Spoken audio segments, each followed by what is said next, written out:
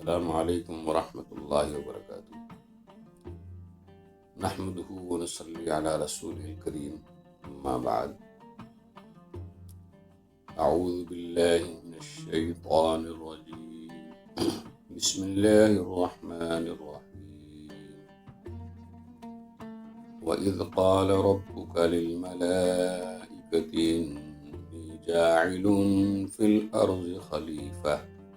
قالوا أتجعل فيها من يفسد فيها ويسفك الدماء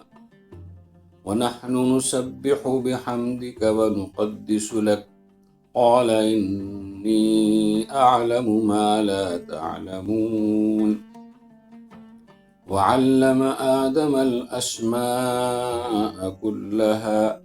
ثم عرضهم على الملائكة فقال أنبئوني بأسماء هؤلاء إن كنتم صادقين قالوا سبحانك لا علم لنا إلا ما علمتنا إنك أنت العليم الحكيم۔ محترم سامعین کرام، ابھی آپ کے سامنے سورہ بقرہ کی آیت نمبر 30 تلاوت کی گئی ہے۔ ان آیات کا ترجمہ اور مختصر سی تشریح آپ کے سامنے پیش کی جائے گی۔ کل ہم نے درس جو سنا اس میں فاسقین کا ذکر کیا گیا تھا اور فاسقین کی صفات بیان کی گئی تھی۔ فاسقین جو ہیں وہ اللہ تعالیٰ کے عہد کو توڑتے ہیں اور جو اللہ تعالیٰ سے عہد اقرار کیا گیا ہے اس کو توڑتے ہیں، اور صلہ رحمی کا جو اللہ تعالیٰ نے حکم دیا ہے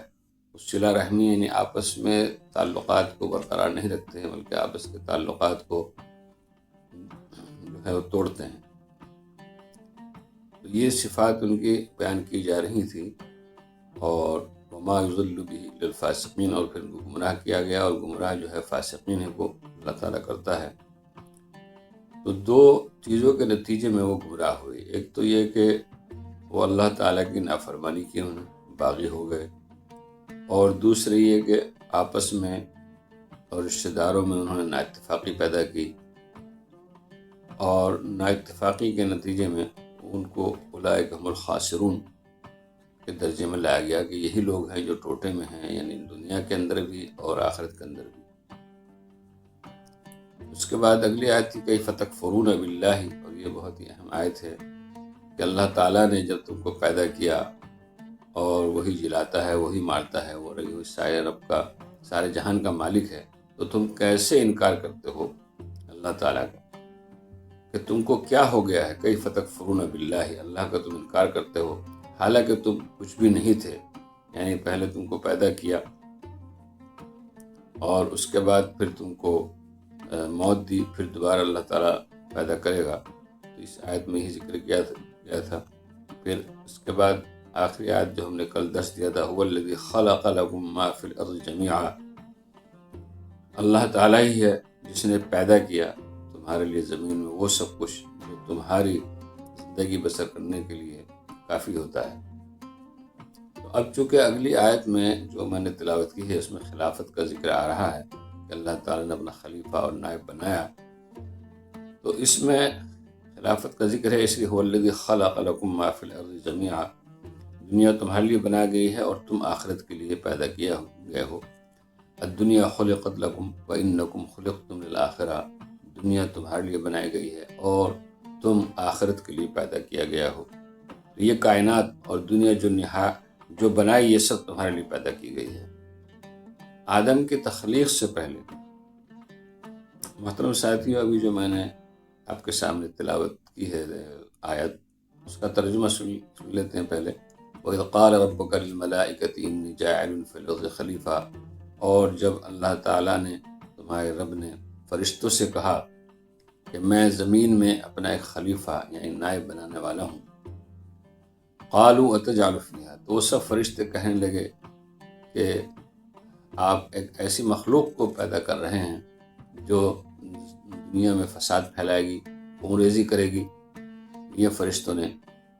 کہا وَنَحْنُ نُسَبِّحُ بِحَمْدِكَ وَنُقَدِّسُ لَكَ، اور ہم تو تیری تسبیح ہر وقت بیان کرتے ہیں، تیری ہی تعریف کرتے ہیں، تجھی کو معبود مانتے ہیں۔ جب ہم سب کچھ یہ کر رہے ہیں تو پھر ایک اور نئی مخلوق پیدا کرنے کی کیا ضرورت ہے؟ یہ ایک سوال ان کے ذہن میں آیا، فرشتوں کے ذہن میں۔ اللہ تعالیٰ نے پھر اس کا جواب دیا قال انی اعلم ما لا تعلمون، میں بہتر جانتا ہوں میرے اس مخلوق کے پیدا کرنے میں کیا حکمت ہے، اور اس کو میں بہتر جانتا ہوں۔ وعلم آدم الاسماء کلہا، اور پھر اللہ تعالیٰ نے آدم علیہ السلام کی تخلیق کر کے آدم کو وہ تمام اسماء، تمام نام بتا دیے، جن ناموں کا بتانا ضروری تھا، یعنی کہ دنیا میں جو بھی چیزیں پیدا کی گئی ہیں اور انسان کے لیے، انسان کی ضرورت کے لیے، انسان کی حاجت کے لیے، ان تمام چیزوں کے نام اللہ تعالیٰ نے آدم علیہ السلام کو بتا دیے، اور وہ نام پھر فرشتوں پر بھی پیش کیے گئے۔ فقال انبئونی باسماء، فرشتوں پر ان ناموں کو پیش کرنے کے بعد اللہ تعالیٰ نے ان سے کہا کہ مجھے بتاؤ، میں نے جو آدم کو نام بتائے ہیں اور تم بھی اس میں شریک تھے، تم بھی سن رہے تھے، تو میں نے کیا کیا نام بتائے؟ تو وہ فرشتوں نے جواب دیا کہ ہم کو کچھ زیادہ علم نہیں ہے، اور ہم کو تو اتنا ہی علم ہے جتنا تو نے ہم کو علم دیا ہے، اس لیے تو ہی زیادہ بہتر جانتا ہے۔ قالوا سبحانك لا علم لنا الا ما علمتنا انك انت العليم الحكيم، پھر اللہ تعالیٰ نے آدم سے کہا کہ یا آدم، قال یا آدم انبئهم باسمائهم، کہ ان کو تم فرشتوں کو نام بتاؤ جو تم کو میں نے نام بتائے ہیں۔ فلما انبأهم باسمائهم قال لم اقل لكم اني اعلم غیب السماوات والارض، میں آسمان اور زمین کا جاننے والا ہوں، اللہ تعالیٰ نے فرمایا واعلم ما تبدون وما تكتمون، اور میں وہ سب کچھ جانتا ہوں جو تم ظاہر کرتے ہو اور جو تم چھپاتے ہو۔ تو یہ ہے آیات کا ترجمہ جو میں نے آپ کے سامنے تلاوت کی۔ محترم ساتھیو، اللہ تعالیٰ نے جب آدم علیہ السلام کو تخلیق کرنا چاہی، اور تخلیق سے پہلے فرشتوں کے سامنے یہ بات رکھی کہ میں ایک ایسی مخلوق پیدا کرنے والا ہوں جو میری، جس کے اندر اس طرح کی خاصیت اور صفت ہوگی کہ جو میری اطاعت بھی کرے گی اور نافرمانی بھی کرے گی، اور جو بندے میری اطاعت اور کریں گے اور میری فرما برداری کریں گے وہ تم سے بھی زیادہ بہتر ہوں گے،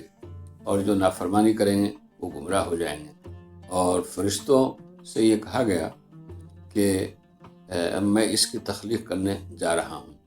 محترم ساتھیو، جب یہ تخلیق کا ذکر یہاں پر آیا کہ خلیفہ بنانے کے لیے، خلیفہ اصل میں کہتے ہیں جانشین کو، نائب کو خلیفہ کہا جاتا ہے، تو اللہ تعالیٰ نے جب یہ چیز ان کے سامنے رکھی، یہ بات ان کے سامنے رکھی، تو اب فرشتوں کے ذہن میں ایک سوال پیدا ہوا، اور اس سوال سے پہلے میں آپ کو یہ بتا دوں کہ سورہ بقرہ کے 30 رکوع میں چونکہ دعوت کا خلاصہ آ گیا ہے، یا ایھا الناس اعبدوا ربکم الذی، دعوت کا خلاصہ آ گیا، یعنی ایمان باللہ، ایمان بالرسالہ اور ایمان بالآخرت، یہ تینوں چیزوں پر ایمان لانا مسلمان کا اور مومن کا بہت ضروری ہے۔ جو طالب حق ہیں ان کو اللہ تعالیٰ قرآن کے ذریعے سے ہدایت دیتا ہے، اور جو منکر ہیں، جو اڑ جاتے ہیں اپنی بات کے اوپر، ان کو اللہ تعالیٰ اس قرآن کے ذریعے سے ہدایت نہیں دیتا ہے، وہ گمراہی کا راستہ اختیار کر لیتے ہیں۔ تو انسان کی جو تخلیق ہے، انسان کا کریشن جو ہے، اول جو ہوا ہے عالم ارواح میں، اور پھر ان سے عہد لیا گیا۔ عہد سورہ اعراف میں اس کا ذکر تفصیل سے آئے گا۔ قال الست بربکم، اللہ تعالیٰ نے کہا تمام ارواح سے، وہ ارواح بھی جو پیدا ہو چکی اور وہ ارواح بھی جو قیامت تک آنے والی، ان سب سے اللہ تعالیٰ نے ایک عہد اور اقرار لیا، اور یہ کہا کیا میں تمہارا رب نہیں ہوں؟ تو سب ہی ارواح نے، اس میں ہم آپ سب جو بھی ہم سے پہلے اور ہم سے بعد میں آنے والی ارواح ہیں، سب نے یہ کہا کہ نہیں، تو ہی ہمارا رب ہے۔ اس کے بعد جب انسان پیدا ہوتا ہے، پیدائش سے پہلے ہی اس کے اندر روح پھونکی جاتی ہے، تو حضرت عبداللہ بن مسعود کی روایت ہے، عبداللہ بن مسعود رضی اللہ تعالیٰ عنہ روایت فرماتے ہیں کہ 4 مہینے کا جب جنین پیٹ میں ہوتا ہے تو اللہ تعالیٰ اس کے اندر وہ روح پھونک دیتے ہیں، تو گویا کہ اللہ تعالیٰ نے پہلی نیند سے جگہ دیا ہے۔ اب ہم اس دنیا میں آئے، وہ جسم اس دنیا میں آیا اور اس جسم کے ساتھ ہم دنیا میں زندہ رہے، اس کے بعد پھر ایک وقت آئے گا جب وہ انسان اس دنیا سے ختم ہو جاتا ہے، پھر وہ عالم برزخ میں چلا جاتا ہے، اس کے بعد پھر اس کو قیامت کے دن پیدا کیا جائے گا، تمام ارواح کو دوبارہ ان میں روح پھونکی جائے گی اور تمام جسموں کو لایا جائے گا اور وہ سب پیدا کیے جائیں گے۔ اسی کو فرمایا گیا تھا ثم یمیتکم ثم یحییکم ثم الیہ ترجعون، پھر اسی کی طرف لوٹائے جائے گے اور پھر سوال جواب کیا جائے گا۔ تو یہ جو آیتیں آپ کے سامنے 29 تک کی آیتوں کا خلاصہ جو آیا، اور آج جو ہم جس کے ترجمہ اور تشریح بیان کر رہے ہیں وہ یہ ہے کہ دین کی جو بنیادی باتیں ہیں